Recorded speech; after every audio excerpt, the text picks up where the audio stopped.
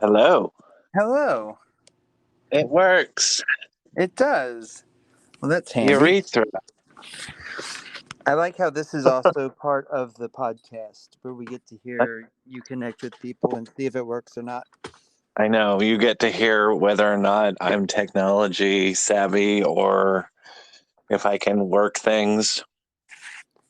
Well, I got a good feeling. I think we're gonna.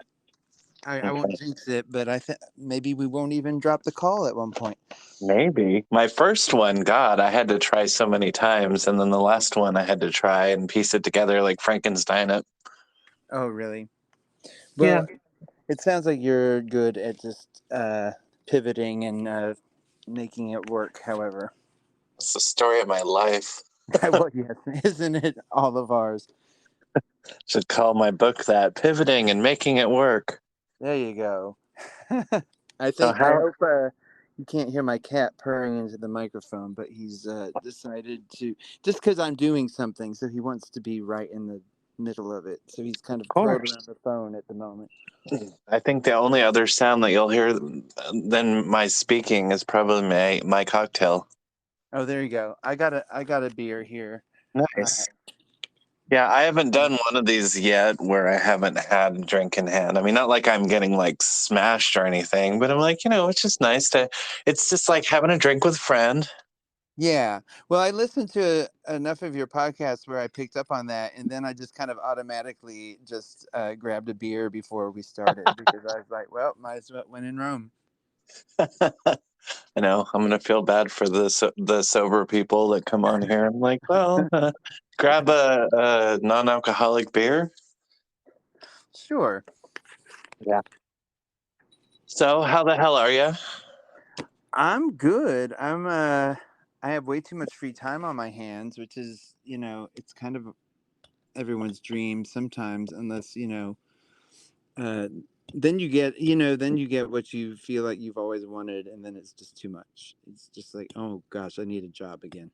Well, I'm sure all the time in the world on your hands probably doesn't pay too well, sadly. If only it Oh, did.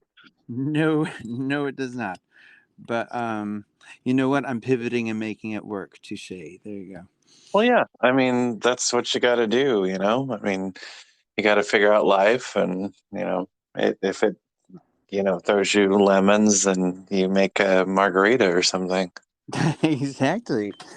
Yeah, it seems like you have to figure out life more than once too. You have to like it's I feel like I've been in eras. Like I've had it Yeah. all figured out for a while and then it all just kind of falls apart and you have to kind of reinvent yourself and Yeah. I don't I, mind that. it's funny because it's like, the whole Taylor Swift Eras tour. It's just like, it's funny to me only because it's like I don't feel that she's really been around long enough to have enough eras, but I guess she's been around for 20 years. Um, That's true. I That was my first thought too. I was like, what does that kid know about eras? But yeah, 20 but years goes that's by really fast. that's apparently the thing though. All the kids are like, I'm in my whatever era, and I'm like, you know who started the eras? I mean, I don't think she started it, but she damn well finely tuned it and crafted the eras. Yeah, you obviously, know, I'm talking about Madonna. I was able. I know you enough to be able to make that assumption. It Very good. always goes back to her. The world revolves around Madonna. Very good. Well, it's Yeah, kind. today of all days was the day that we were supposed to see her in Atlanta. I am glad she's happy and healthy and she's alive, so that's the main Right. point. Didn't you say it got rescheduled? Yeah, for April Everything 1st. April 1st. Oh, that's right. Because you were afraid maybe it was going to be a April Fool's joke. Hopefully, it She's won't. like, made you look. Sorry, Yeah. guys. I'm in Wisconsin. No, Well, we'll cross our fingers for you. I know. No, it'll be fine. It's just 7 months now to wait. Wow. But she's better. She's in uh, a better state as far as you know. Oh, yeah. Oh, yeah. No, she posted pictures today from rehearsal. Oh, I cool. mean, so That's she encouraging. definitely looks better. She looks uh, like she has color back in her. She looks like she's in shape again. So She's starting a new era for herself. yeah, I know. Poor thing. I can't even imagine. I'd be so exhausted. Yeah. I mean, apparently she was sick for like a month and didn't say anything, and like Wow. and then they had to take her to the ICU. Yikes. Were they saying what it was? No, they just said it was bacterial infection, but they didn't really say like there wasn't a lot of detail. Oh, Um, okay. and then everybody speculates, of course, and Of course. I don't know. My whole thing is it's nobody's business. I'm like, No, everybody's it's like, not oh, really. this and that, and it's plastic surgery related. And I'm like, it is. I don't know. I mean, I don't. It's none. It's nobody's business. I don't think it is. I don't think she would do something to put herself in that much, almost kill herself. Yeah. I think general society just way too easily forgets that these entertainers are human beings and that they have lives and Yeah. you know Well, and yeah. health That's problems and all that stuff. that's why in my regular life when I'm dealing with the celebrities and such, I've never treated any of them like they're like the shit or anything. And I told them in my interview the first time, I said, they were like, well, are you starstruck? And I said, I've met Madonna. So unless it's her, I'm okay. Like everybody else, I just go in there and I'm like, you're just a regular person. We're coworkers. I don't care. I'm here to Yeah. do my job. You're doing your job. Let's just, find a middle ground. And I'm sure they appreciate that. Yeah, I don't want to like fawn all over people. I mean, there's sometimes people that I get a little excited about, but it's very quick. Yeah. Yeah. It's like the excitement wears off very quickly because it's like, okay, I'm working, they're working, we're here, we're getting things done. It kind of takes up too much time, I guess. Yeah. I think probably too many people have stories. Their stories of meeting a celebrity ends up being them remembering how stupid they acted around the celebrity. You know what I mean? I mean, I have But I stupid think that's stories. natural. I can't share any of my stupid stories because of NDAs, but Oh, sure, sure. in the veil of moonlight and under the shadows, I can tell people. Right, right. Um, I don't. I've not met many celebrities. I've met people at like autograph sessions and stuff, and then I never know what to say, and it's I almost don't want to say anything to. I'm kind of like all or nothing. I'm like if I can't be your best friend and we can't go hang out, then I don't want to talk to you. Yeah, I don't know. It depends. Like there have been some people that I've encountered that like I'm just fascinated by people in general, and it's like Yeah. especially since now I'm in this world, and um, well, I guess not now. It's been like 2 years, but I just like talking to people from all walks of life, and Sure. it's interesting to me. I mean, like there was God, I can't even say there was a gentleman actor which I was able to have a talk with, and Hmm. he invited me for a glass of wine with him and his wife, and like he was an older gentleman, and he was very lovely and very wise, and just like it was just a really good experience. That's cool. So, and everybody was like, "You shouldn't have done that." I'm like, well, I don't know. It's just like it's that whole thing. It's like when somebody invites you, you don't want to be rude. No, no, I think that's actually really It just cool. makes You it got to weird. do it. Like, oh, sorry, I can't. When you said you can't even say, is that because of NDA? Is that why you said that? Yeah, and the show's not out, and I'm trying to be like, I Sure. guess discreet about it. I don't Yeah, even know if that like will spoil anything or not. I'm just, yeah. right. But that's So cool that you were able to do that. yeah, And- but I mean, I just all sorts of people. I'm like, I can talk to anybody pretty much, except for the people. All they do is like, the small talk people, oh yeah. and that's all they can do is like talk Oh, about that's the weather. deadly. Yeah, Georgia's got a lot of those people. Oh yeah, they do. That fills me with anxiety if it's just talking about the weather and the traffic and then yeah. And then Well, you small yeah. talk just leads to politics too quickly to me. I'm fine with talking about politics. That's spicy to me. I'm like, let's go, motherfuckers. Tell me about how wonderful Trump is. I'll demystify that right now. Oh, yeah, I'm too much of a conflict avoider. I just kind of go like, okay, that's what you think. I'm gonna leave now. For me, it depends on the conflict. Sometimes I'm just like, yeah, but like that stuff, I'm like, I there's just stuff I can't let go. Like I Sure. have to. Or if somebody tries to, when people try and tell me things that aren't like their knowledge is incorrect, then I have to like step in and be like, actually, Oh, sure. especially if it's like with, things I like or, my obsessions or whatnot. Yeah, I mean, I'm that way too. Yeah, if you hit on something I'm obsessed about, Yeah. and you're not saying something accurate about it, I will jump on you for that. Yeah. Yeah. It's like me and my brother used to do that. We used to watch like Looney Tunes, and there was one of the compilations, and we used to fight over whether it was the Looney Looney Bugs Bunny show or the Looney Looney Looney Bugs Bunny show. And the fact that that was the argument around the dinner table. Like, Was yeah. there was the movie too, the Looney Bugs Bunny movie, isn't that or what it was Oh, called? What was it? maybe that's what it is. Maybe it was three loonies. And it's been so long, I can't remember who had how many loonies. We were Yeah. loony. Well, now we have the internet. We can just look that up later. I know. The internet is great because like I was talking to my brother one day, and um what was it? It was this McDonald's commercial, which is funny because I got it stuck in my head.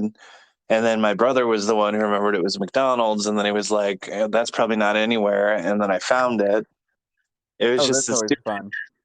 Well, it was about like the play place, and they're just like, "What was your favorite part?" And the little kid's like, "The games, the fun, Ronald, yeah." And we used to quote that all the time. And then I found the commercial, and I was like, "Holy shit, this is gold!"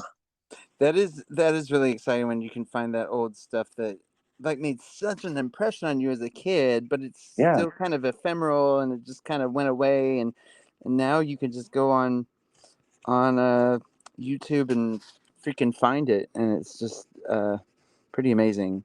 and it's even better when it still holds up because there are Yeah. things like I don't know if you've ever seen the classic Water Babies. Oh man, I have not seen the Water Babies, but So bad. it's forever burned in my brain because my ex-wife grew up really liking that movie as a little girl, but her uncles would tease her about it all the time, and they would say it for some reason in a British accent. They would say "Water Babies," and Yeah, they would just yeah. make fun of her, like, "Oh, she's going to watch Water Babies." So I that is how I know Water Babies. It's terrible. Me and my brother used to watch it all the time, and we loved it. And then I watched it as an adult, and I sat there and I was like, "What is this shit?" I'm like, no. Oh yeah, yeah, yeah. I just watched the Last Unicorn again Oh my god, I recently. love that movie. Yeah, I actually liked it a lot better now than I when I was a kid. I think I was just so baffled by it. It was It like was scary as a kid. I found it to be like mostly scary interspersed with being terrifying. And so I Yeah, think I was like very no mostly yeah I thought it was kind of dull a lot when I was watching it but then all of a sudden I'd be just like freaked out but yeah. it was quite interesting to watch it again and there's some really interesting like character designs in it too. I really liked just the way they drew all the weird wizards and animals and stuff like that. It was pretty great. Uh, who was the animator? Oh gosh, I want to say it was Rankin Bass, but I could be wrong. I think Or that's probably maybe, but I want to assign Ralph. I can never. Batchkey. Yes, Yeah, it wasn't him, but I want to give him everything of that time period. yeah, I know what you mean. It was the Hobbit that I got really, Yeah. really obsessed with. That was Rankin Bass, but Yes, most definitely. And I always, the thing I take away from that is the damn song. oh yeah, The, yeah, yeah. the Oh Frodo of the Nine Fingers oh and the yes. Ring of Doom. Oh, that's in the Lord of the Rings one, but Oh, yeah. there was also that's the rotoscoped one. and Okay. uh, and then the Hobbit one had that other really hippy dippy song, that roads go ever ever on. Oh yeah, yeah, Do you yeah. remember that? Yeah. But they're both Yeah, really good. there was just a time period of very, I think we were bombarded with a lot of those animated films. Yeah, they were weird. I mean, we had our Disney films and all, but there was some really weird, dark, twisted animated stuff that people Yeah. my generation were raised on. Even even The Lion, the Witch, and the Wardrobe creeped me out. It creeps me out now for a different reason because I'm just like, oh, it's biblical. But Oh gosh, but that scene, yeah, no, that's burned in my brain. That animated one where they got the lion on the yep, slab and they're where they kill shaving him. Aslan. Yep. Yeah, do they shave his mane off, or did I just make Yeah, that up? they do. They Yeah, do. and I think I remember like mice and rats crawling around, Yeah, yeah, it yeah, was traumatizing, very yeah. traumatizing. We used to watch that in like I went to what was called day camp, where it was like a Mhm. Christian camp, and yeah, everything with the sea, every Christian little everything. So if anybody wants to know why I am the way I am, let's just look at my upbringing. Yeah, I went through the whole Catholic juggernaut, so that was exciting. That's a horse of a different color. Oh yeah, of many colors. Yeah. But yeah. But I did watch so many of those animated things, and Hmm. pretty obsessed with so many of them. I really like the Hobbit one because again, the characters were really grotesque. They were like I love the way Gollum looked in that thing. He had like Yeah. the big blind lizard cave eyes, like his eyes were just big dinner plate size, but just milky white and everything. And Brother Theodore doing the crazy voice for him. But I don't even remember what his voice was like in animated. I can only think of the movie version now. oh man, Brother Theodore, he was this. I saw like a documentary about this guy, and that he was called Brother Theodore, and he was kind of like a stand-up, like nightclub, kind of a raconteur storyteller kind of guy, but he had a really weird raspy voice, and I don't know I don't know if I should attempt to do this, but his Gollum, he sounded like this.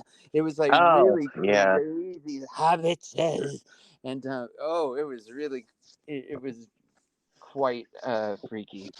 And I don't know how any of them got through either that or the movie version. Got through doing the Gollum voice without like needing like 20 Ricolas. oh, I know, right? Um, did you ever hear about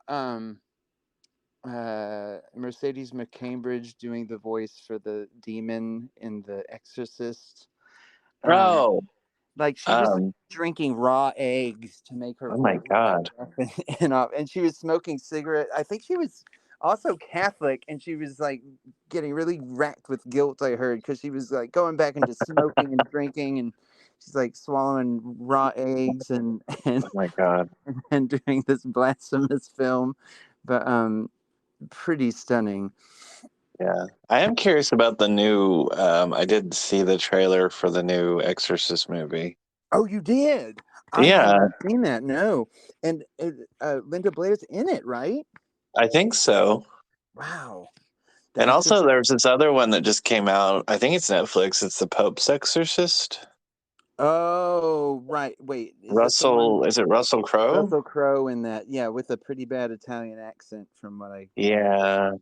Yeah, yeah. That might take me out of it. I But know. I hate it when good people are in. They're trying to. I mean, not everybody can do an accent. no, not everybody. But some actors just don't. Like I had a friend who used to say that George Clooney must have a no accent clause in his movies, because no matter who he played, like Yeah, oh brother, where out thou, he's like in the deep south, or the perfect storm, he's like a New England fisherman, same voice, always the same voice. Yeah. I think George Denise Clooney. Richards must be too, because she was in Drop Dead Gorgeous and she was the only one who didn't do the Minnesota accent. Oh, you're right. Like everybody else did, but she was like, I'm not even gonna try. Yeah, sometimes that's better. Yeah, I know. It's funny because when speaking of accents, when I did Hedwig like 500 years ago, Oh yeah, I I knew that I knew the material, I knew the music, I loved it, everything. Did the audition, I got the part, and then I was like, nice. "Fuck, I have to act," and I had never acted. Oh no, And then wow. not only did I have to act, but I had to do it in the friggin' East German accent. Yes, you did. Where I was this guess it was picture? fine, huh? Where did you do this? It was at La Buzz. We were supposed to do a full run. It was a charity show for Aid Atlanta, and I guess they said they were going to pick it up for full run, and it never happened, and then just like disappeared. And so I went through a little bit of a nervous breakdown after that because Did you? that's a very emotional role, and getting yourself Hell yeah. prepared. I also lost like 30 pounds in 2 months. Ooh, Yeah, intentionally? yeah, Oh wow, yeah. yeah. I Um, quit drinking. I quit smoking. I worked out 7 days a week. Because they were like, "Oh, you're going to be at the end. You're going to be just wearing a pair of booty shorts." right, this is true. The So I lost weight out of fear, yeah, the best and way I to s- lose weight. and I still look at the pictures and I'm like, "Oh my God, still wasn't even that skinny." But I mean, I guess I was. I would like to be that skinny again someday. Right. I have times where I look back and I'm like my skinniest still looks like I always say that my after always still looks like before pictures. when I It always kind of frustrates me. But at least you've done the work. Yeah. Yeah, I mean, and I would kill to do it again. It was weird because I just saw it like maybe a month ago at Actors Oh, Express. I saw it Eh, also. Did you see it with the male or the female performer? The male Hedwig. Oh, he's a friend of mine. He's a puppeteer, actually. Yeah, it was good. There were things that I was kind of clocking and kind of bothered me slightly, like the hairline on the wig. I was like, but it was Yeah, just little things.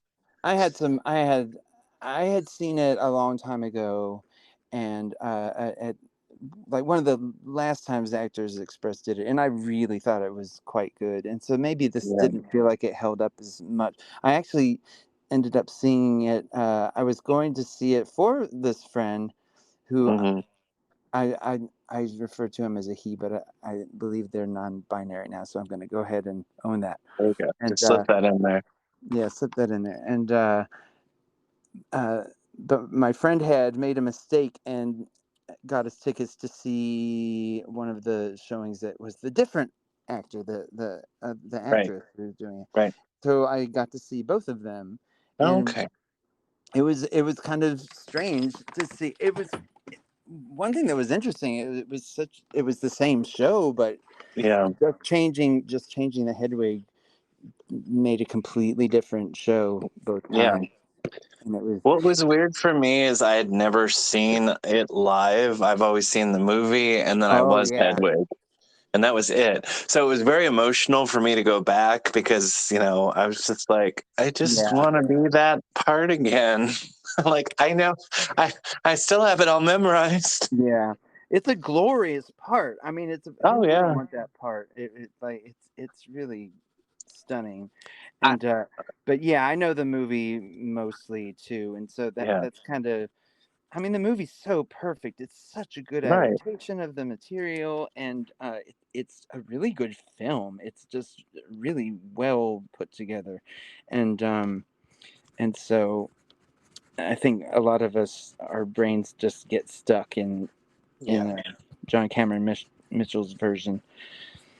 I will say, I think that my biggest disappointment in seeing it recently at Actors Express was the fact that they did not do the car wash scene, and I didn't know if that was like a sort of, you're in my bubble, respecting space. Oh, I forgot about the car wash thing. They did not do the car wash, did they? They Yeah. didn't, and I was just like, I don't know if that was like what's the term? I'm gonna sound like an asshole that I can't even think of the term. not like boundaries, but like, consensual, I guess, thing. I don't know. Like Oh maybe it's yeah, sure. a non-consensual car wash. Yeah, people are definitely way, way, way, way more sensitive about that sort of Yeah, thing. So, I know. and But especially like theaters are getting pretty antsy about, Mhm. what people say or if someone's going to complain and which is understandable, but I think it's also a little sad how a lot of theaters, I think the teeth are missing now. You know what I mean? I think people Yeah, are a little less comfortable with taking risks and I think that's really just entertainment across the board, though. I mean, yeah. while it has progressed and we've gotten to places that we hadn't before, I still think that there are times when things are held back. And I'm not saying, be a complete asshole and, I don't know. I don't know. I don't know what I'm saying. I guess Yeah. I feel like I'm afraid my Yeah, mouth gets no, me into trouble. we're doing a Um, podcast here. You don't want to just No, no, I know. I mean, I'm not totally worried or anything. I'm not saying anything inflammatory. I just feel Sure. like sometimes we're a little too precious with certain things. Oh, I think that's definitely the case. I And also and think it's a that's generational thing, yeah, because I feel like being Gen X, I think, you know, Gen X, we saw so much ridiculous stuff, yeah, and I think the way that we handled it was we made fun of it, and yeah, and I think some of the jokes that a Gen X person would want to normally make, I think, come across as very offensive to younger generations when we're yeah. really trying to have power over things, like power over racism and power over all sorts of Yeah, things like that. we were trying to move things into a more progressive Yeah. pace, Right. but I guess we did it a different way. Right. I can't imagine coming out now versus then. I would never want to come out during Facebook or Instagram or Snapchat or any of that shit. Oh, I can't imagine. I mean, it's bad enough. By lunch, I told everyone first period, by lunch, the entire school knew. Ooh. Oh I walked man. out into that quad and everybody was staring at me, and I was like, what the fuck have I done? Yikes. Well, I was kind of the opposite. I was a good old classic closet case for a long time, so I kind of held on to that information for a Yeah. very long time.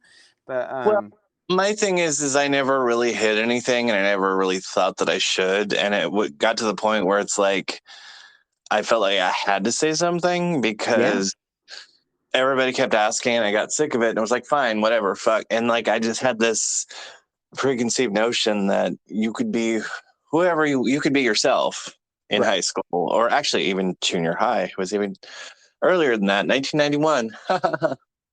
Oh I wow, yeah. was 13, yeah. So school was weird. But I mean, I'm glad I did it. I just, for so many years, I had so many people tell me, oh, you were brave. And I was like, no, I wasn't. But then I realized I'm like, well, bravery isn't about having a sword and shield. You can be brave and scared as hell. Absolutely, That's what absolutely. I've had to, because unfortunately, the world we live in and the way we're taught, and it's like, Yeah, oh, you can't cry, and you got to be manly, and right. that bullshit. I'm like, no, Well, I mean, if you're not afraid, then you can't say you're brave because if doing something that you're not worried about, you doesn't mean being brave. It just means you're doing it and you're not worrying about it.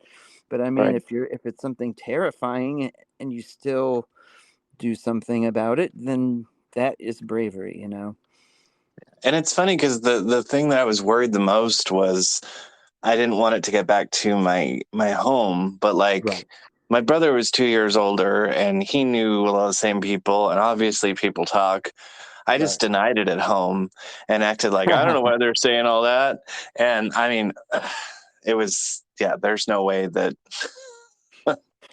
they didn't, but you're when you're a kid, you just think you know everything. And Yeah, not but really. Yeah, I wasn't. I kept things very close to the vest for a long time, but Yeah. but Sometimes you gotta. yeah, sometimes you I do. mean, it's self-preservation, it's all about survival. Yeah, absolutely. And yeah, I was more of a slow burn, but once it became clear that what I had to be honest about, then yeah, I was able to do it. But it takes a while to figure that out for a lot of us. That's for sure. Well, and sometimes, sometimes at different stages, sometimes you really have to think about things, you got to weigh things out. I mean, really, when I came out, I came out as bi because Okay. I was just like, well, it doesn't say anything about going to hell for being bisexual. And well, I Right, really right, right. didn't know. And I had to go through what I called the sexual buffet, and I had to try a little bit of everything. And now I feel like it's more refined, and I've figured out what is for me and what isn't. Yeah. But it sure takes a minute. Oh, it takes a long ass minute sometimes. Yeah, that's for sure. Yeah, but I mean, but it's better to be sure and to fully know than just jump the gun. Yeah, I agree with that too. Um, and, So and everybody has their own, everybody has their own journey, and some people are sure right away, and some people yeah, are not, and some people are possibly trying to get attention, and some people are not, and I yeah. think everybody just has to find things on their own way. Well, that's why it drives me nuts when, no matter what it is, when people say that this is the only way to do something. Right. Oh, that There's drives me not nuts. just one way to do anything. No, There, exactly. there's not a right or a wrong way. I mean, there are different ways. I mean, and I guess it depends on what you're talking about, but Sure. everybody has a different mindset. Everybody has a different skill set. Everybody, you look at things and you're not going to compute and understand the same things that I'm going to. And that's not, your brain operates differently than mine. Exactly. And It's funny. so, like, I went to. That reminds me. Sorry, that oh, you're fine. I went to Europe earlier in the summer to Italy and Germany, and that was one of my biggest takeaways. Where I'm like, wow, there are a lot of different ways to do things, aren't there? Like anything you can think of, there's a different way to do it, and Yeah. because you go to Europe and they aren't doing things the way we're doing them, that is for Right. sure. Well, I mean, even like shit, their measurement system and everything, everything everything else. everything was so different, and it was funny going to two different countries because I was in Italy first for a week and then I went to Germany, and I do know a bit of Italian, so that helped me out a lot. I was able to kind of fake my way around pretty easily and have conversation, basic ones with people, and Right. even make friends in that language. But then I went to visit a friend who lived in Germany, and like the second I got off the train, it was like someone had scrambled all the signs. I couldn't understand a single thing. I had no idea what was going on, and everything was being done a completely different way from the way it was in Italy. So, but it's funny to really get that firsthand. You're like, wow, there's so many different ways to approach Yeah. something. Well, and I think if you're open to that too, you're more adaptable because, and I feel sadly that's very much an American way. Is just this is the way you do it. That's it. Yep. You And know? even within America, it's like, no, we don't all do things that way. But Yeah. there are people who want to just kind of decide for the rest of us that that is how it's Yeah. And half the time, they get in the White House and do that, done. Yeah. or they get behind a pulpit and do that. Yep. Or they get on Facebook and Yeah. The keyboard warriors. keyboard warriors. God love Yeah. them. Yeah. It's funny. I realize that I like getting older because just every year that I am still on this earth, I just get more, I don't care. Yeah. Oh, one of my favorite things about getting older has been the strengthening of my bullshit detector. Oh yeah. Oh man, because I used to take things so seriously. Oh my god, when I was in my 20s, I would just be wrecked if something, if I did something the wrong way or I upset somebody or I would just be ruined. I would be so wrecked. And now I'm much more able to go like, you know what? It's not that big a deal. I'm not going to worry about it. And yeah, that's kind of the gift to getting older, I think. Yeah, you have to. And I think like I always had a built-in bullshit detector because I'm an Aquarius, and I think that's a natural way about it. But it's even, I feel like it grows even stronger every year. Yeah. And I've always said I'm always that friend that people are like, "Why are you such an asshole?" Because I meet people and I'm like, "Nope," and they're like, "But why?" I'm like, "Because no," and I'm like, "Just wait." Yeah. And then like 6 months or 3 months or however long it takes, and they're like, "You know what? You were right." I'm like, "Yeah, I'm not being mean. I'm just telling you that I get a vibe from this person, and I can smell crazy a mile away because I'm a crazy magnet." Yeah. Just ask Um, any of my exes. No, they'll say I'm the crazy one. Maybe I'm the crazy one, and I attract sane people. Wouldn't that be well, wild? it takes one to know one, as they say. Yeah, I know. I can smell crazy. I can just. It's so much bullshit out there, and I just. You're I like can. you're like Blade. Your power comes from being part vampires. Yeah, I am probably part vampire. Probably. I think like when I finally was like able to do like a horror costume because like we did trick or treating sort of. I mean, Hmm. I don't know. It's weird because like I feel like my childhood was so mixed up. Like I know what we were taught, and Halloween's the devil's holiday, but we still like trick or treated and everything. But I was very Right. like I was an Ewok, stuff like that. But I think my first like horror whatever costume was probably vampire, and I loved it. And I was like, okay, and just kind of never went back. And that's when I developed my affinity for black clothes There you go. and Um, blood. Yeah. I went through a slight kind of goth phase delusion in art school in Savannah, that I was destined to be a vampire slayer, and so that was my whole thing to look out, and So yeah, you're and trying to slay me. I see. yeah, yeah, but I just told this story at a Atlanta event that was really cool called Carapace. It's a storytelling group where there's a theme and it's a Mammoth's Tavern every month. I really enjoyed it. There's a theme and people come prepared with stories based on the theme, and they draw your name out of a hat, and if you get picked, you go up and you tell your story, and it's really great. It's a really nice community event, and the theme was superstition.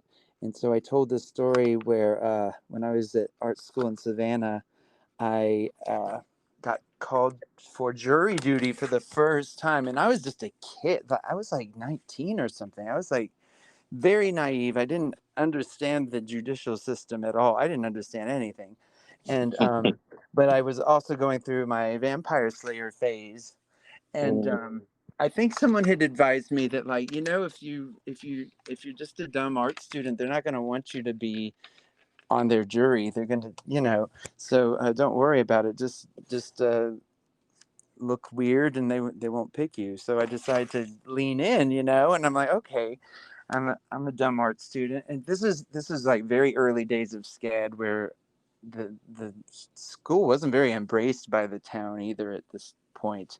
Everybody kind of thought we were a bunch of weirdos invading the town, and so I showed up wearing a bulb of garlic around my neck, Oh my and I'm in god. fashion, so I have my little talisman, and I was like, all right, I'm gonna let my freak flag fly, and so I wore this bulb of garlic, and I got picked for the jury anyway, And Yeah. so I decided to just keep, I wanted to stay consistent. So I kept wearing it to the Yeah. jury duty, but I had fashioned it by like poking a toothpick through the whole bulb, through the cloves, and then tying string to the ends of the toothpick. So it was pierced.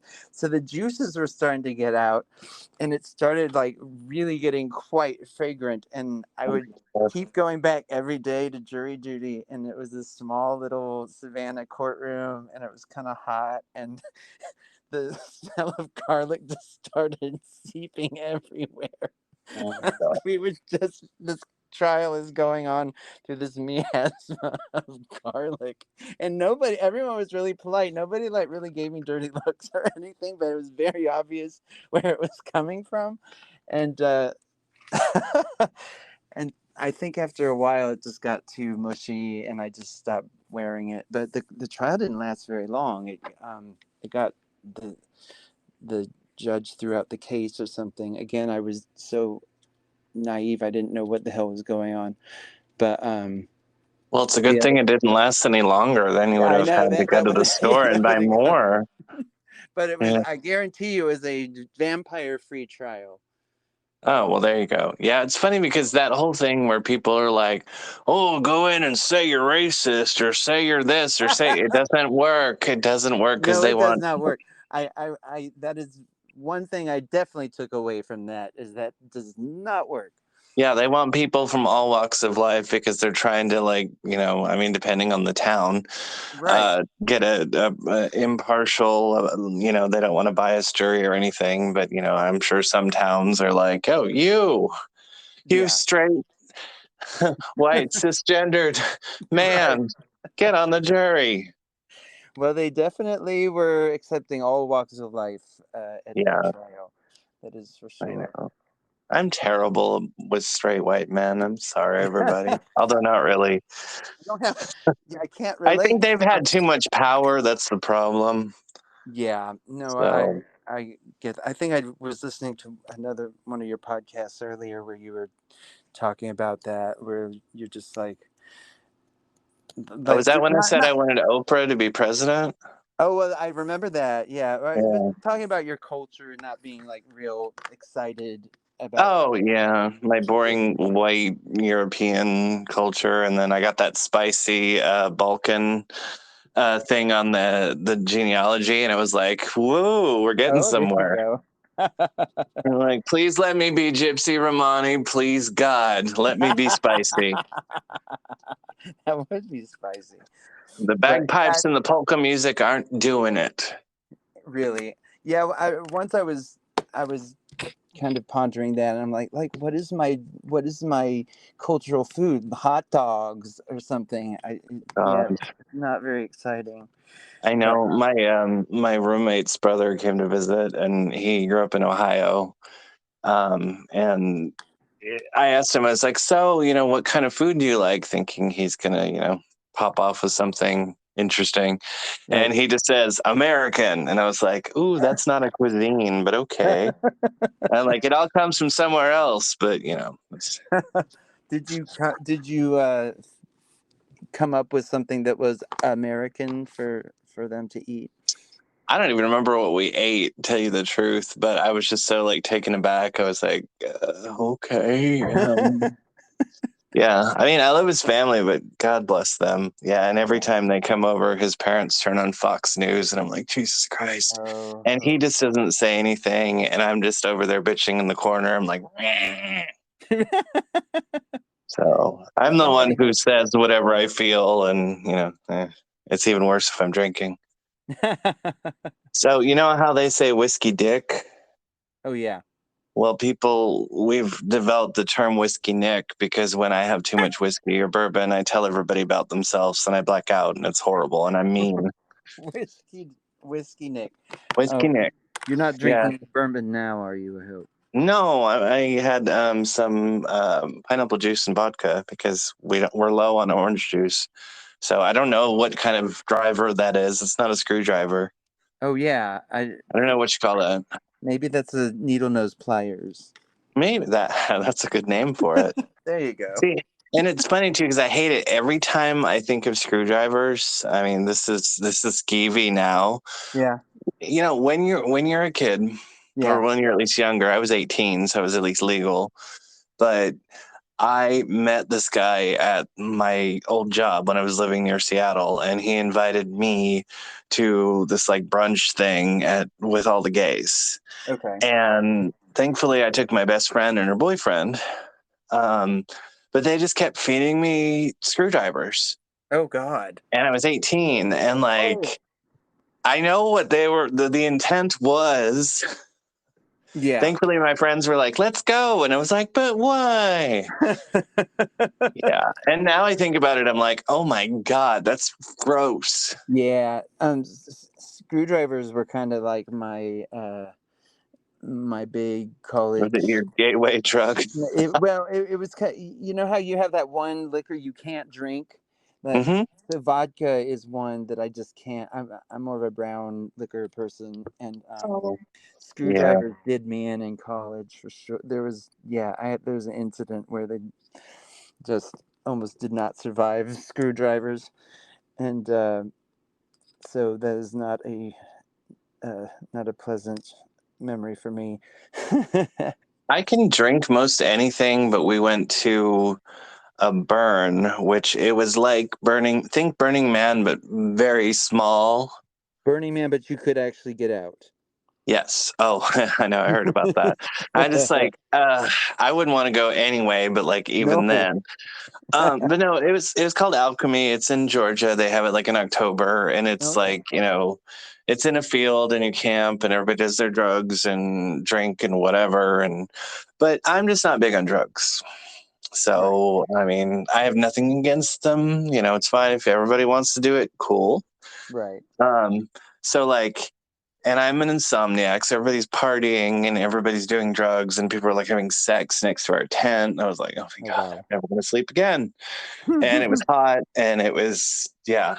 But so we did a theme bar, and our camp was what was it? It was Bon Ton or whatever. So it was like this, New Orleans, sort of thing. Oh And nice. we had like an outdoor canopy, and we had couches and area rugs and all. It was very extravagant. Okay. And So we had this. Hmm? oh no no keep going, keep going, sorry. Oh, it's fine. We had a bar that my roommate had made, and it was very fancy because like he made it out of a box spring, like a mattress box spring, and he cut it in half, and so he used that as the foundation, and so it was like a traveling bar, and Oh that was the wow. last year of the bar because it had been to so many burns, but we did a special shot, and it was apple back, so it was like the apples with the spices and stuff, and the kind of fall spices Right. and bourbon. And so it almost like a pickleback where you do the pickle and the pickle juice and the bourbon or whatever, or whiskey Oh, or whatever you I do. haven't had that, but I'd like to try it. It's weird. But you do that with, the apple and then the bourbon. Well, I've learned since that being a bartender, you cannot drink that much with your people. Oh sure, yeah. And so every person that came to get a drink, they're just like, "Oh, have a shot with me." And I did. And there were Oh so dear. many people. And I blacked out and I don't remember Thursday. Oh And wow. so it's not specific liquors that'll do it to me. It's that combination of like that spiced apple and bourbon that makes me want to yetch. I gotcha. Yeah.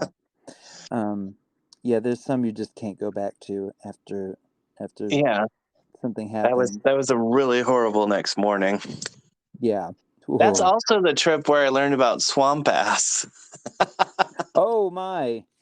I Well, think you're camping and and it sucked because we didn't get to shower for like 4 days, and that was terrible. Like I'm a glamper. Like I don't camp. I need oh yeah. electricity and running water and showers and things. Oh, I do not go for camping very Yeah, easily at all. It's too close to nature, too close to the cruel yeah, natural world. Because I yeah. know what it's like out there. It's ugly. Yeah, it's rough out there, and it's rougher even still. Like, and I hadn't heard that term, but like, I mean, yeah, I may have hooked up with a dude from the camp and everything, and yeah, and that's when he uttered the phrase "swamp ass," and I just turned my head and went, "Hmm," Huh? and then I understood. It was like, "Oh, Oh, nice. okay, yeah, sure." Well, it's good to learn about these things at least sometimes. Yeah, I know. For as experienced as I make myself seem, I feel like I always say that I'm like pumpkin spice. I'm not like vanilla, but I'm not like uber spicy kinky, Right. and I'm not boring, but I'm like, there's just a lot that I'm just like, hmm. It's like, Yeah. that's a new one. That's out of my jurisdiction. I Pumpkin mean, spice to is a good each their level. own. Right. I would ne- Exactly. I I would never kink shame. I would just pick your brain and want to know why you liked that particular kink and what made you that way. Yeah, I like Like to I'm kind always curious. Even if I don't like it, I'm like, but why? I mean, sometimes I will I won't get too, yeah, but yeah, there are certain things that I feel like are cross the line kinks, but yeah. those I are kind of like understandable. to. I feel like I have kind of a Pokemon attitude to like sexual kinks. Like it's like collect them. I like to know about them and find them and see what they're about, but I don't have to throw myself into it. Yeah, I just yeah. You're like, just I don't want that card, yeah, yeah. I don't want that card. It's or I don't exciting want to. to come across it. Yeah, It's exciting to learn about it, but yeah. it's not. I don't have to sign up. I know. Like there's this one there's a kink website that an app whatever that a lot of people I know are on, and I went on there once, and the amount of men that wanted to be diapered or have their diaper changed, I was like, I'm Woo! out. Oh I'm wow, out. that's amazing. I'm sorry. I'm like I'm out. Yeah. I think I like That's knowing about so many sexual kinks because it helps me understand more jokes. Yeah. Well, what's weird to me, I guess, is that certain things you talk to people about and they're like, oh, well, it's not sexual. I'm like, but you're kind of behaving like it is, and that makes it even weirder. And Yeah, actually, like, that's true. what I'm getting is that you're getting off on this. And that is what I'm just like, but why though? Yeah, it was like I don't know if you're saying it's not sexual and your dick is out. I think you may not be And exactly. on the seventh episode, that's when he lost all of his followers. Sorry about that. No, I'm kidding. It's fine because yeah, it's I just didn't know funny though. I'd be the one. Who knew? I'm No, you're the only one still listening.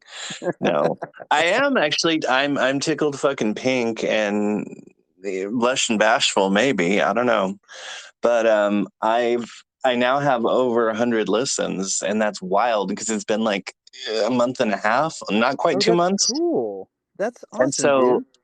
I have listeners, and that's amazing, and I just that's cool. Well, And I'll do then my best. I'll try not to drive them all away with this oh episode.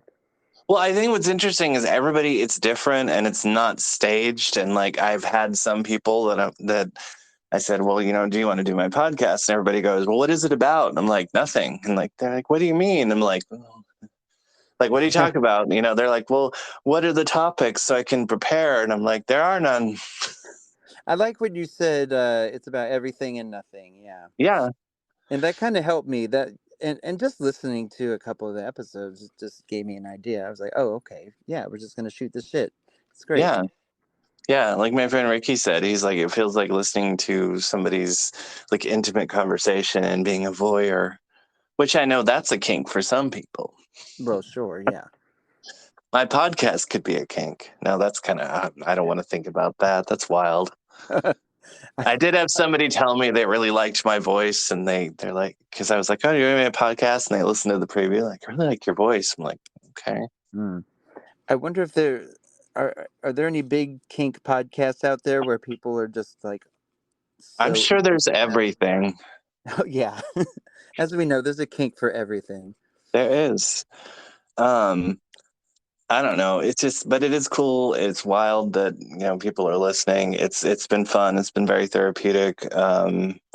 The last episode I was very worried about because I did that kind of mini thing reading from the book, and I was like, Right. I felt weird because I had to do so many takes, and I'm like, I don't feel like this is what my podcast is about. Like, I feel like it's just so spontaneous and not edited. And so when I was editing myself, I'm like, Yeah. what am I saying here? Well, I think it's kind of cool to mix it up a little bit, Yeah. and put forward something new. And Well, and I also did it super late at night, and I was hella tired, and I kept tripping right. on my words. And for some reason, I couldn't say traffic light. I kept saying spotlight, and I was like, well, I know where my head's at. Well, it's cool you Um, put that out there, though. yeah, well, I mean, I've been writing this book for so long, and I feel like if I put glimpses of it, then I guess if people get interested, then I'll probably be more interested in finishing it. Oh, I mean, that's a good point. Sometimes you just need that motivation to keep going or to finish things. Yeah. I Lord knows I have trouble finishing things sometimes. Yeah, Um, I call it creative ADD. Like I have a string of unfinished projects, and I really want to finish the book. And I think it's pretty much done. I just need to add artwork and pictures. And then I keep toying with changing the title because the oh yeah. original title has been Broken Halo, which that was a song that I wrote a million years ago. That's Oh another cool. thing about unfinished strings. I wrote an album one time and I made one, and I never did anything with it. Yeah. So. But so I thought about calling it Broken Halo, and I had a friend go, You don't have a broken Halo." I'm like, okay, it's a metaphor. Um, but What because does the it have? song's really about like I'm imperfect, meeting somebody for the first time. This is all my shit. It's all on the table. Yay or nay? Can you deal with me and all my everything and my isms? That's great. And so that's what that's about. But then I realized that I had a handle once upon a time during live journal times, and I think one of them was Boy Cried Love. And I feel like Oh, that's also what I've been striving for my entire life. that's a nice one. Yeah, I like that. I like the way that sounds. So I don't know, but I mean, I have time to figure out a title. But I mean, I've already worked on the cover, and I've had some people read it, and I still need to send it to Susan. She's gonna kill Oh, me. She right, won't that's kill me. right. Because you did on the podcast. You told her that. I know, and I'm going to, and everybody's hearing it, and then I'm hopefully next episode I record, I'll be like, yeah, I sent it to her and she read it, and she She'll thinks have. I'm a total weirdo. No, I'm just kidding. I think I'm a Oh no, weirdo. Susan was lovely. I really No, liked I her. I love her. She was amazing. I was glad that she did it, and it made me giggle, especially the people having sex in the driverless cars. Oh, that's right. That was great.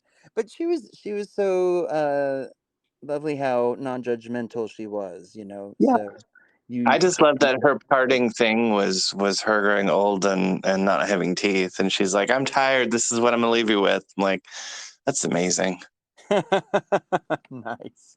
Because I mean, I don't listen to a lot of podcasts, but I know some of them are polished, some of them are very edited, and that's fine because that's how people want to do their thing. But I've just never really been interested in that. I think Yeah. that's probably what fascinated me so much about seeing Truth or Dare when I was a kid. I was like, hmm wow, just that whole behind the scenes, like no Oh yeah. pretense. No, that was very exciting. When I saw it too, when it was out, it was yeah, it was just this open door. You got to peek in and see what a whole different world was like, and Yeah. it was such a big thing for so many of us, I think. And what was funny too is like I was forbidden to see that in the theater, and I did not sneak out and see that. But the movie that I did sneak out and see was Body of Evidence, which was worse. That's even worse. Oh my god.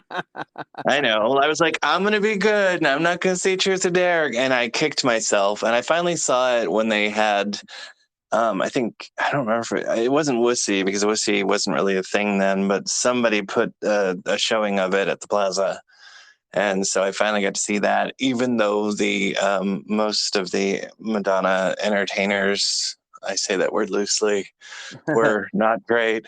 There was one that was even chewing gum as she was doing the Like a Virgin number, and it was like, and I felt like Nathan Lane in Birdcage. That's funny. Yeah. I don't know. I'm protective of my girl, Well, and I'm like, sure. if you're gonna impersonate, or you're gonna do a performance, then do it justice, or Well, bring sure. something new and exciting to the table. Don't act like you're bored and chew gum during your performance. Right. You have to have standards. You have to. Yeah, it's just not classy. No, I mean, exactly. and I'm all for self-expression. I do remember, so I had a night that the lights went out in Georgia, Julia Baker moment. Oh yeah. Once when I did a show. Yeah, I did. What was it? It was a raw talent competition, and Mhm. I didn't really want to do the competition because at that point I'd been doing shows for a while, and I'm like, well, I'm not new, but fuck it. And I Right. did it, and I think I was like third place all in all. But Mm-hmm. I remember being in the dressing room and grabbing my things, and one of the judges was in there with me. And she didn't really corner me, but she had to tell me that she felt that it was inappropriate that I took my wig off at the end of the performance. What? Now, my performance was always genderfuck, like Right. androgynous. Who gives a shit? Oh, And didn't you used so, to perform as Boy Donna? Was that your yes, name? yeah, That's beautiful. I love yeah. that. My friend Ellis gave that to me because I did a charity thing, and they're like, "What's your name?" I'm like, Nick. And then he ran up. He's like, "This is Boy Donna." I'm like, and my full name technically is Boy Donna Freak Show. That was, but much like my idol, I just used the one name. Right. But That's great. I did a Bollywood number, and I did Ooh. a Bollywood version of "Express Yourself" / "Born This Way" because Wow. they're the same song. Yeah. I heard you talking about that in the last podcast that I listened to with you, and I, I was sitting in the car listening to that, going like, "Oh my God, he's right." Yeah, It was really yeah, crazy. They really kind of are yeah. exactly the same thing. But I did that, and I had this whole get up and everything, and I had this short black wig on, and I think I threw it off at the end of it. And she told me in the dressing room how in drag, you should never take off your wig, your shoes, whatever, blah, blah, blah. And I looked at her and I said, you know what, honey, I'm not a drag queen. I said, I'm Boy Donna. I can do whatever the fuck I want. And just left it at that. There you go. Just so you know, and your children will someday know too. Yeah. Yeah, it's Well, just that's what I always found funny. It's like that goes back to like, there's just one way of doing things. And yeah. now like you see shit on like Drag Race where they do take their shoes off, they take their wigs off, they even take their like, padded bras or whatever. They're just, Yeah. it's all bets are off. I mean, it depends how you want to express yourself Yeah. and so to speak. Yeah, And and it's funny because I always say that either I started too early or too late, but probably too early. yeah. I don't think the climate when I was doing shows was quite there. Oh yeah. I I I kind of wish I remember hearing you also mention that you wish that you or you felt like you had started too early, I think is what I heard you saying the one time. Yeah. But or you wish you'd started earlier. There was a heyday like in New York in the 80s. It just sounded really Yeah. cool, like we're also it's just like there weren't as many people in the world, and I think it was easier to become famous Yeah. because there just weren't as many people Yeah. trying to do it. And so there's just so many cool stories about just any old kid moving up to New York and just trying something crazy and then it just taking off and being I just read the Beastie Boys biography recently, and it's such a hilarious account of just these kids, just dumb little kids, just kind of falling upwards into this superstardom. And Mhm. and I don't know if it's that easy to do that anymore.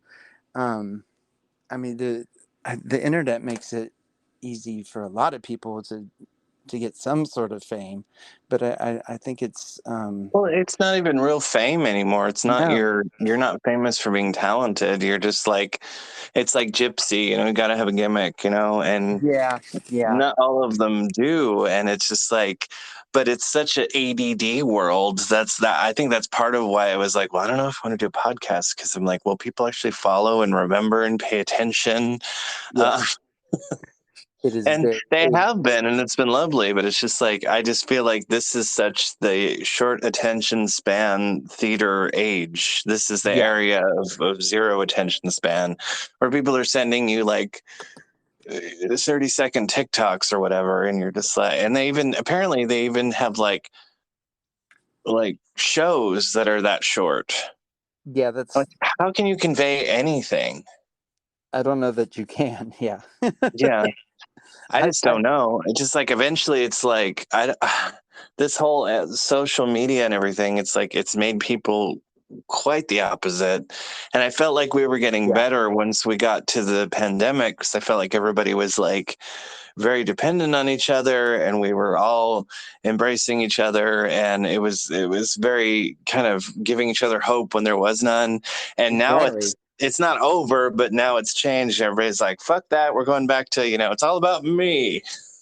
Yeah, I really ran into that where uh, I was doing a lot of stuff at work, doing puppet shows for kids and doing like craft shows for kids during the pandemic. It was really cool. And we blew up. I mean, we were getting so many kids uh, Yeah. following. I'm just doing like little crafts on video and on Zoom, and I think at one point we had like 2,000 kids watching at one point. That was probably the biggest number, but it was, it was amazing because people from all over the nation were, their kids needed stuff to do. They needed somebody to, you know, uh, help them be creative and express themselves and feel like there was something beyond the crisis that we were all involved in. And then, and then once it all kind of settled down, yeah, the interest just went away and it just almost felt like, well, what was that? But Yeah. Yeah. It was a and crutch. It was a crutch to get people. I mean, and I thought we were going in a good direction, but me then too. everybody got antsy and everybody got privileged and the food, not the food chain, the supply chain, and I can't have my whatever and I can't be spoiled and be lazy and I don't know. It's just it brought out a lot of terrible people. Sure And I did. have lost a lot of friendships during that because it's just like I can't. Yeah, it's And it's like coupled with that and then Trump being president, it's like it was right. pretty shitty. And the way masks got just so strangely politicized, I didn't even see that coming. It was like, Yeah. oh yeah, there's a disease, we have to cover our mouths, and all of a sudden it's just like this huge hot button issue, and I'm like, Yeah. why? But Well, and it's so crazy because even not in regular times, there are a lot of Asian communities and cities that wear masks all the time. right, And it's exactly. like, okay, well, I it's just yeah, how politicized and how, you're not going to tell me to do. It's not telling. It's preventing you from fucking dying. There's Yeah. no microchips. There's no, there. And people were worried about them putting whatever into the vaccine, and Oh yeah. like, oh, they're going to keep track. And but I'm like, they already do. They have all your shit Yeah. Did you ever see since that? the internet, even before the internet. Did you see that clip of that woman, probably in Florida? Not to assume and Oh, but generalize, it's true. but it's true. Yeah. But she was at some town meeting or something, and she's just ranting and raving about the vaccines, and they're injecting magnetic material in you so they can read you with scanners. And she takes out a key and she's like, look, and she slaps the key to her breastbone, I guess, and it's she's like a sweaty human being, so it sticks for a second, and she's like, "Look, my key is sticking to me. I'm magnetic." And then it falls off, and she grabs it and puts it back on, and it falls off again. It keeps falling off. And she's like, "But it's magnetic." Yeah, It's so yeah, stunning. I couldn't believe it was a real thing I was seeing. It was yeah. unbelievable.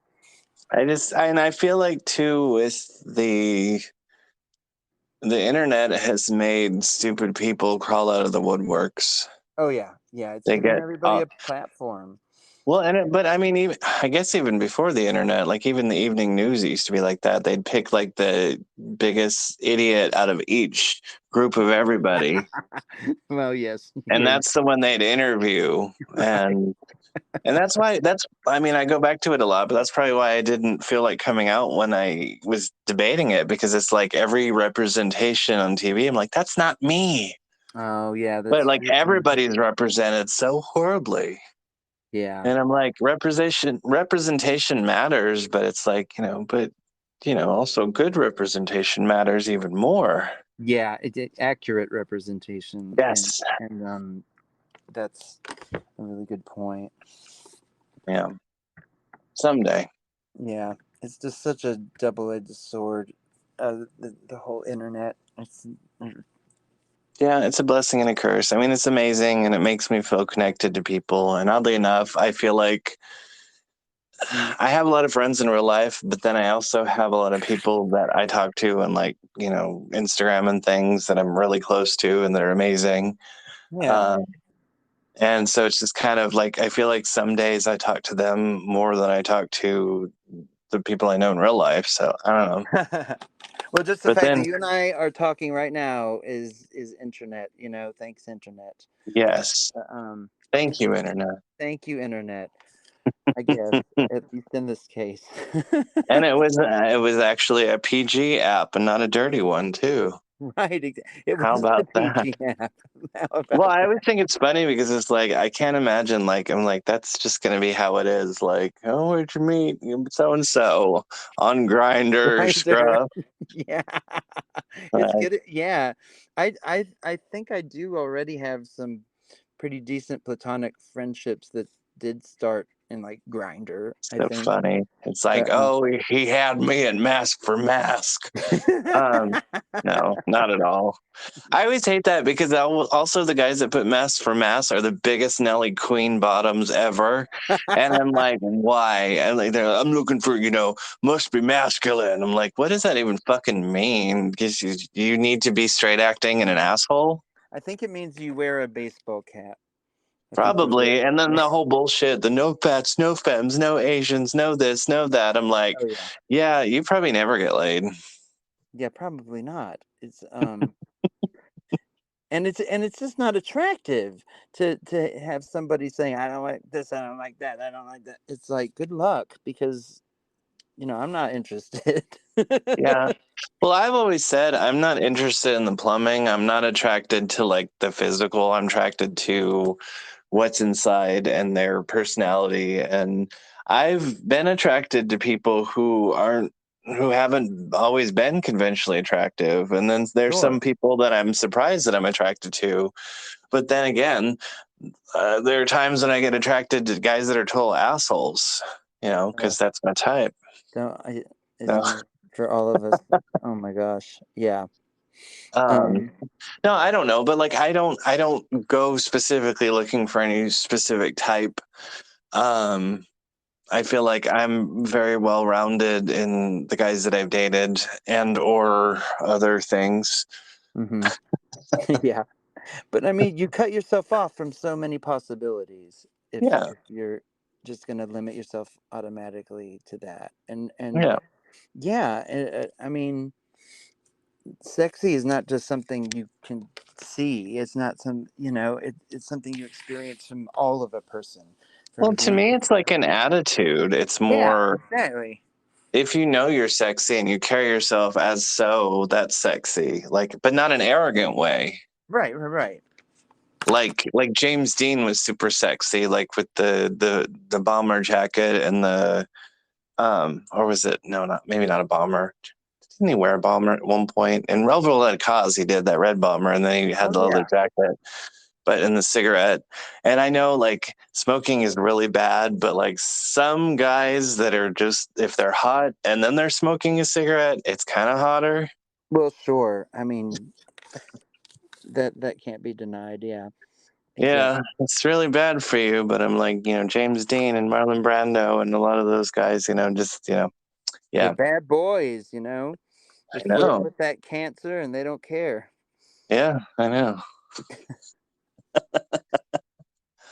Um, so it's funny because I keep thinking about this because like I always, you're a puppeteer Hmm. and I always wanna because I want to go back to one of my favorite things and we share that in common as the Muppets. Oh yeah. Um, so I'm trying to remember who is your favorite Muppet? I Oh, think it's well, the same, but I'm gonna say it's Gonzo generally. Yeah, oh, okay. Yeah, yeah. Gonzo was kind of my favorite for a lot of reasons. As a kid, I just loved how crazy he was. I think he, the Muppets at their best are just have that crazy energy, kind of Yeah, unpredictable. The absurdity is just always so fun. As a child, I just really reacted to absurdity a lot. I loved it. I just loved when something was just not the way life really was supposed to be. If something was just totally surreal or goofy or didn't make any sense, I was there. And yeah.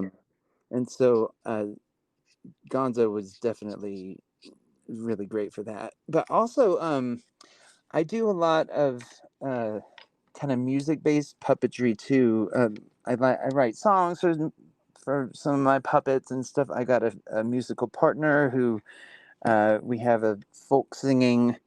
uh, a folk singing duo act where I play a rat puppet named Refuse the Rat, and my friend's name in the group is Garbage Bag. We are Refuse the Rat and Garbage Bag, kind of like it's like Simon and Garfunkel if one of them was a rat, and Yeah, and we're serious about the music. We do harmonies and we cover serious. We cover like Simon and Garfunkel and stuff, and one of our best covers is of an Adele song. So so we were always really serious about the music, and I think puppets and music just go hand in hand so well, and yeah.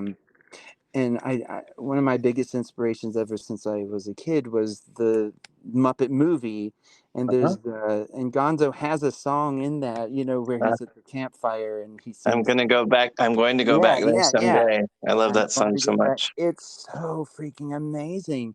And he sings in Gonzo voice. It's like really Hmm. gravelly and kind of Yeah, and it's not like classical singing or anything, but it man, it just hits you to the core. It's just so beautiful. yeah. Uh Dave Gold is just a really amazing puppeteer. He's the only original Muppeteer that's still working That's wild. regularly. Yeah. And so he was always kind of a favorite of mine, and it's so Gonzo being able to be that crazy and that weird, but also be able to touch on such beauty and Hmm. be able to show such pathos Yeah. and sincerity, I think is what I really loved about him. And so that I think that's something really great about puppets in general is that you can get so goofy and so crazy and so surreal, but then you can totally just hit for the gut. You can really get people right in the heart. Hmm. Um, because puppets are the magic of puppets is that they're an extension of you. They're like an avatar, and so you Yeah. can be really personal with the puppet.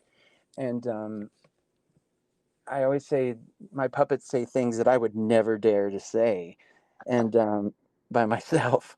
And I think it's true. I think that they can bring something out that we're often scared to look at in ourselves, and Yeah. it helps other people. It helps bring things out in other people too when they're interacting with puppets. I really love humans and puppets interacting. It's another thing I really love in puppetry is and so uh, that's our group. It's me as the rat puppet, but my friend Seth is playing a human, and he plays guitar and ukulele, and sings. We sing these beautiful harmonies together and everything, and people really respond to it, and it's great because you can, we get little babies toddling up to us, being really interested, but also totally grown ass people, are Yeah. totally enchanted by it, and it's just such a special way to connect to people, and I think that's why I like puppetry so Yeah. much. So I'd say Gonzo was kind of the big and you and I have talked about Miss Piggy also, Of and the course. cult of, I mean, she's kind of a cult icon at this point, and Yeah.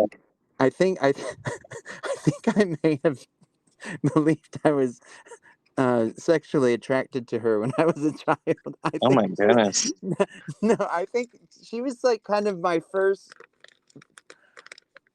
She was one of my real first windows into womanhood, I guess. Like Yeah. I identify as gay, but I was like kind of weirdly in love with Miss Piggy. And I remember finding out that it was Frank Oz that was doing the voice of Miss Piggy, and that blew my mind. And I was so Yeah. impressed, and I thought it was so cool that a dude could adopt such a feminine persona, I think. Right. And I call it hand drag, like Madam and stuff. And I have some female puppets that I just really like to kind of disappear into, and Yeah. it's like drag. You're putting on this completely different persona, and Yeah. so I think I really liked Miss Piggy. She's kind of like a parody and a celebration of womanhood, and to a very ridiculous degree, and I think I always really responded to that. Yeah. I was obsessed with her as a kid, like Oh yeah. completely. Oh, Um, absolutely. I had all the calendars and stuff, yeah. and I think I probably wanted to be her though. That's probably what it was. I think I think I was getting that too.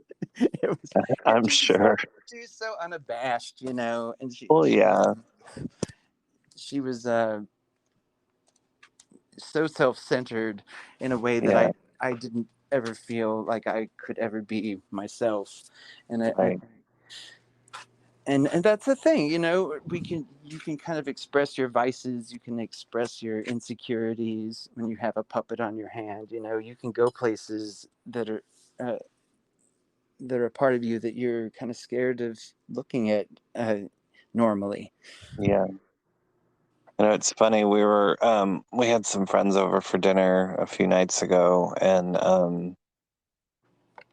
everybody was kind of talking. I don't know how we got on the Muppets, but we were, and then everybody was going around, saying who they would be, and obviously I was like, I'd be Miss Piggy, and like nobody was surprised whatsoever. No, no, nobody was surprised. Like, yeah, I know. It fits.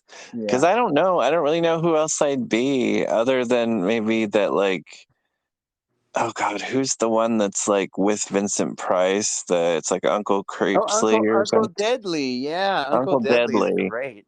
I'd be him too. Yeah, Uncle But I Deadly is pretty also, awesome. which goes to your whole thing about, humans and puppets interacting. I loved on the Muppet Show when it was somebody like Vincent Price who was, scary and horror and monster guy, and they kind of cracked that shell and made him like have fun. Right. And Yeah. that was the fun part where it was like it would almost humanize them.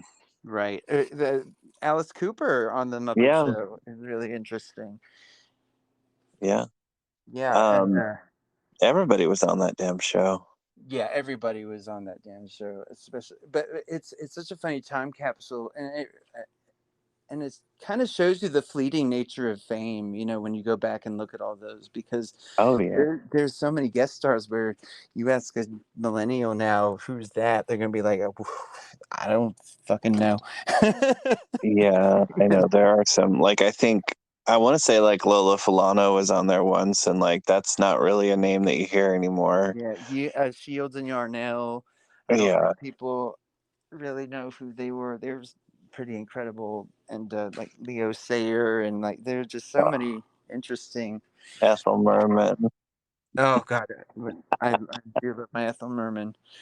Yeah, and it was funny. I love watching those old Muppet shows to see which guest star is really good at working with the Muppets, because then not everybody was able to really develop that rapport as easily as some other people, and Right. there's a small handful of actors where I really was like, wow, they really get it. They really understand. Um, they understand that this is a real being, and Yeah. they're not just acting along with this puppet. They're really looking it in the eyes and sharing a moment with it. And uh, who is it? Lena Horne? Her Muppet show. Oh God, yes. Holy moly! I feel like she was one of the best at just like she would look Grover dead in the eyes on Sesame Street and sing "How Do You Do," and it's just like, wow, you just really see that connection. And I know. I also loved when was it Kermit and Ray Charles oh yeah, I think so. being Grain? Yeah. Oh yeah, yeah, yeah. Mm, Again, puppets and music just go so well together, and yeah. that's I don't know if you've seen the new Electric Mayhem show on I've on the seen one Disney. episode so far. I haven't watched it all. I I I actually have not been the biggest fan of like modern day Muppets that much. The usually, I kind of am like, oh, it's not like the old days, But man, watching that show, they just got it right to me. I started watching it and I was like, wow, I'm laughing and I'm engaged. And the music again is just incredible. They do a great job with the album itself is awesome. It's Yeah, on vinyl. You can get it on vinyl, and I think it's like that's fun. engineered by the lead singer of Four Non Blondes, I think. And it's Oh got like yeah, Linda Perry's incredible, great. yeah, yeah, yeah. And so it's really legit. They saw the concept through really successfully, and it's really funny. It's a real love letter to music as well, and yeah, I thought they did a really good job with it. I'll have to watch more of it because that'll definitely be something good. Because like I need fluff to go to bed to. Oh yeah. Oh, that's good. That's good for that. Yeah, you Yeah, should do that. The human characters on that show are not what I would say the strongest. I think that's the first thing people complain about on that. But I was talking to a friend about that. I'm like, when have the human day players, ever been the strongest thing on the Muppets? They're the straight right. people, like not the Yeah, guest stars, but the like human characters they write into the stories and everything. yeah. They're they serve a purpose. They're really just straight men for the Muppets to bounce off of.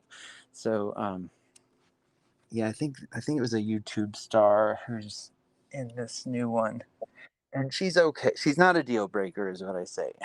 Yeah, yeah, yeah. I'll have to watch more. I've only seen the first episode. I mean, I did like it, and there were lots of references to the old show, and Oh yeah, even like the music, because when they did, Can You Picture That? right, That's right, right, right. that's a throwback.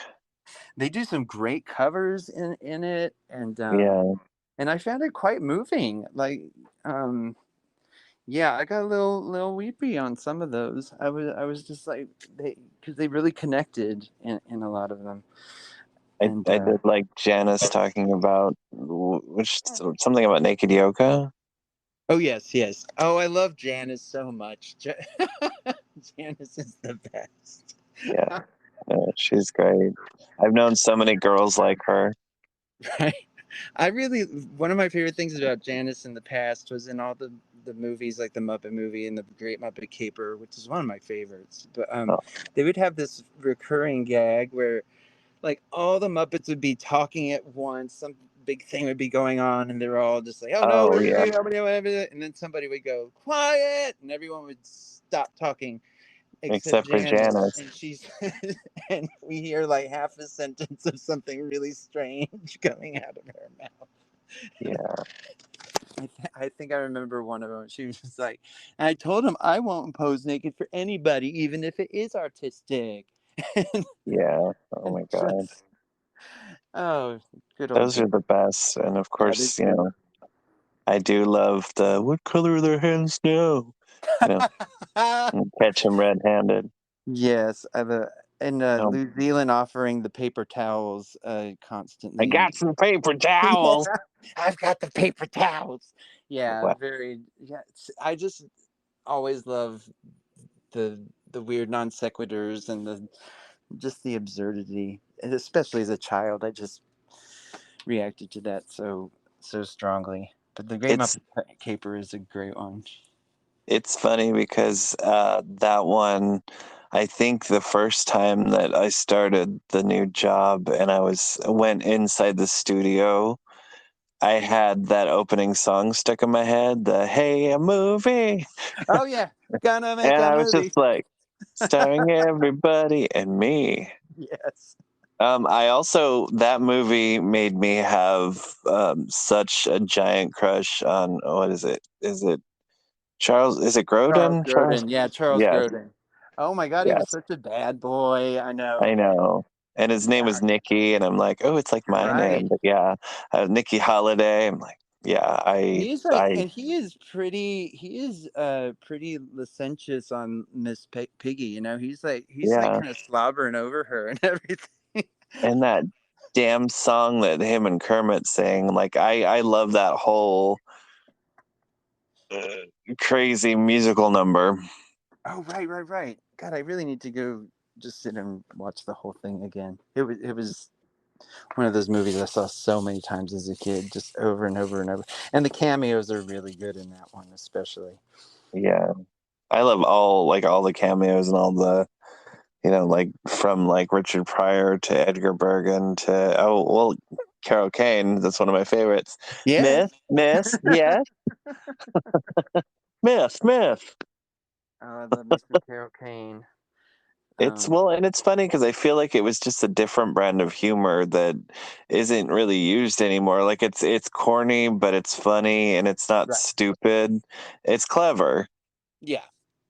I felt like the Electric Mayhem show kind of did a good job, kind of getting back into a lot of that, and Yeah, so that was a really pleasant surprise for me was when they released that, and I kind of like not having Kermit around as much as I love Kermit, but I felt like the past few years, like the Steve Whitmire version, and then now he's not even there, and I felt like Kermit has become such a sour figure, like just always kind of depressive and yeah, like beyond just being a straight man, or foil to the craziness of the others, which is important. But I feel like he just got mopey, yeah, and bitter, and yeah, that ABC version of the Muppets that they did that was kind of the Office style, just yeah. really Mm, soured me on them for a little bit. I just thought it was just so adult. The innocence was gone, and I think yeah, that was the big mistake. And I feel like they really returned to that in the newer show with the mayhem. yeah. I just feel like ever since Disney bought the Muppets, it's just not been the same. No, that was a long-standing crazy uh, process for years and years because he sold it to Disney before he died, Yeah, and that was that was so long ago, and that was a really big crazy move, and then him dying kind of really messed that up. Then it got bought by Germans. Do you remember that the Muppets are owned by a German company for a oh yeah, good chunk of time, and then somehow Disney got their hands back on it, and but it is kind of like before Jim and after Jim. It just wasn't going to be the same. Yeah. But it's cool to see how the legacy has continued, though, and sometimes it works, sometimes it doesn't. But when it does, man, it's pretty incredible. Well, I wish they'd do more stuff like The Storyteller.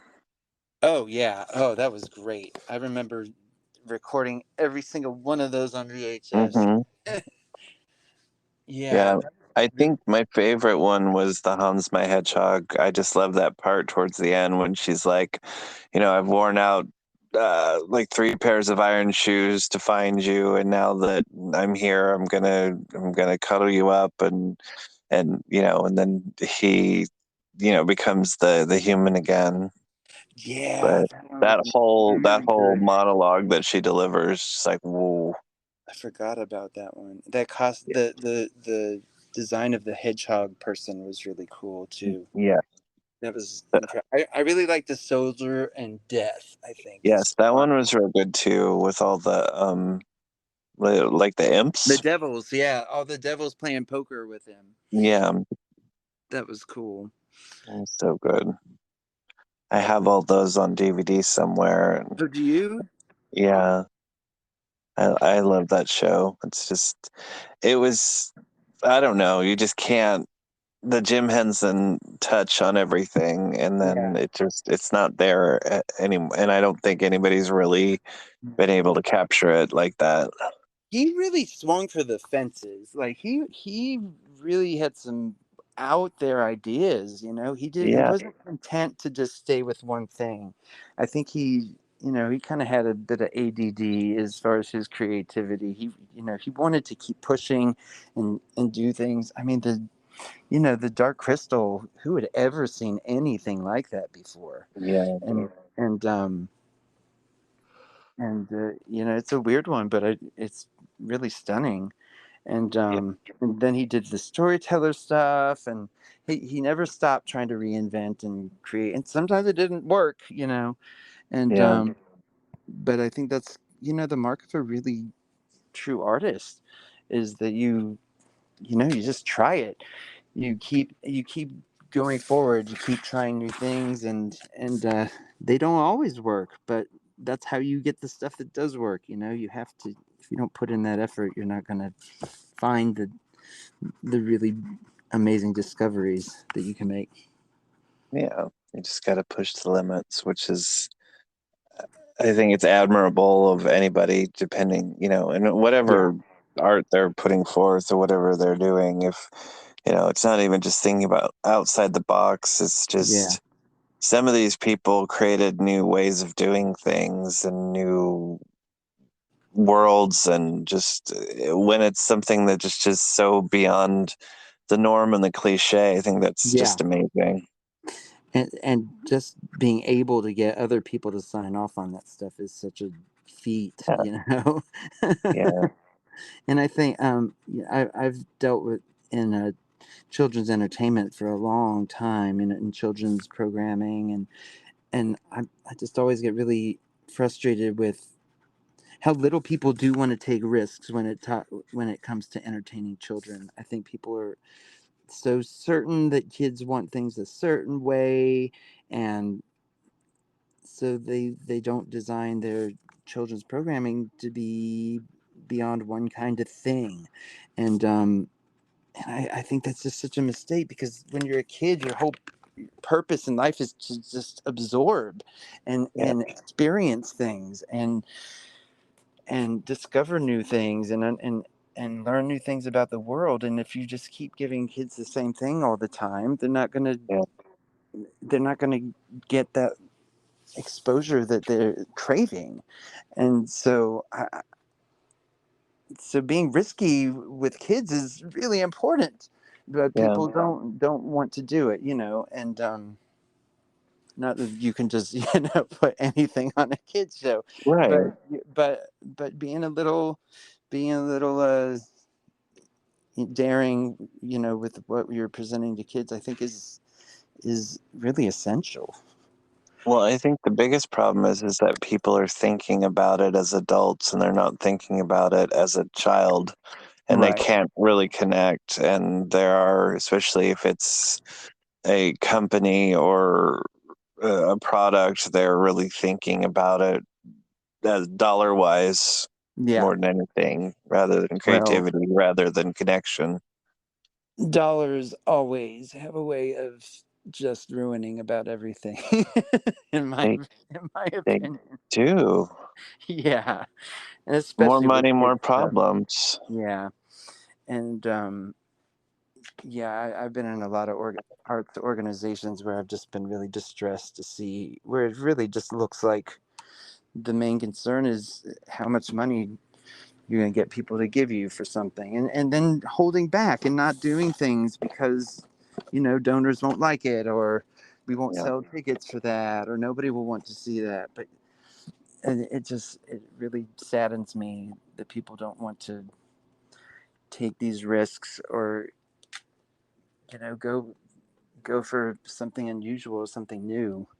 yeah. And Well, I mean, and that's why it's refreshing when people do come along that are like, Jim Henson, or are yeah. like um Micro Madonna, or are like, there's so many pioneers out there, and I think that they're going to be more.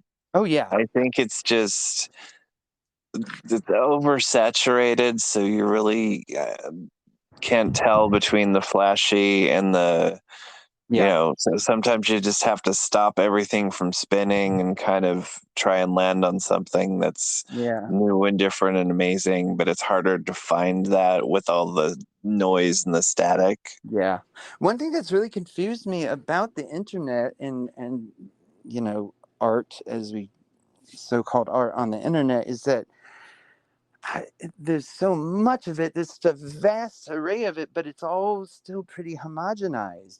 It's like there's only Yeah, one kind of art. It's like one kind of, like, just everything has to have this same kind of brand of gimmick to it, and yeah. there's Well, just I not think it's room for. it's everybody's worried about things being palatable and Yeah. uh, consumerism and safe. Yeah. And that's why I've always loved people, like Madonna, or like James Baldwin, like Frida Kahlo, like Yeah. Keith Haring, like Basquiat, like all these people who did not play it safe, and Absolutely. they just and um as And much as sometimes to their detriment, I mean, sometimes it really hurt their careers, really hurt yeah, their their lifestyles, but they went for it. yeah, even fucking Oscar Wilde. I mean, there are just Oh so yeah. many like examples of that. And but I think oh God, is it Shakespeare? Be true to thine self. Is that Yeah, Shakespeare? to thine own self be true. That's Hamlet, Yes. I guess. Okay, I'm misquoting Shakespeare. I'm going to hell. No, Yeah. but I mean, it's true though. I think that the biggest mistake you ever make is trying to follow someone else's path and to Yeah. do things because that's how you're told you should do them. Yeah. I agree. And some of us are just incapable of doing that. Yeah. And and that's why I decided to do my fucking podcast like this, because why the hell not? Why the hell not? Exactly. Yeah. It's my show, like was it like my idol once said, I'm not gonna compromise my artistic integrity. Right. I'm not changing my fucking show. Exactly. Very good. But Well, on that lovely note, I think it is time for all good little boys and girls to pass the hell out. yes, exactly. Like, Um, I have to work in the morning. Time to put the puppets away. Yes, Um, I know. It's been lovely. I've enjoyed it definitely. oh, me too. Thank you for having me. This is a Of great conversation. course. Yeah, no, it's been really good. And that's what I love, because it's like there's always that moment when I book somebody to do it and I'm like, what if it's terrible? Then I'm like, well, then I don't air it. I just don't put it out. True. And I'm sure the people you're booking feel the same way, where they're like, "Oh no, what am I going to actually say, or what if I say something Yeah, stupid?" Or yeah. but And I have had people that have wanted to have conversations first, and I get that. But I yeah, also think it's kind of interesting just jumping right in.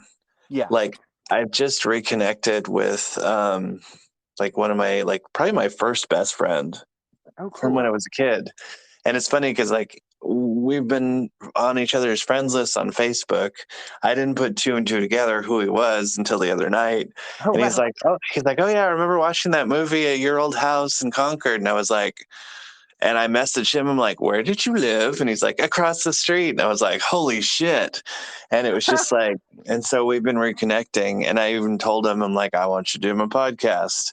And Oh, part of good. me wants to actually not catch up with him on the phone first and just do the podcast because, That would be pretty magical, you know. I mean, yeah, it sounds like that's kind of the purpose of your podcast, you know, to yeah.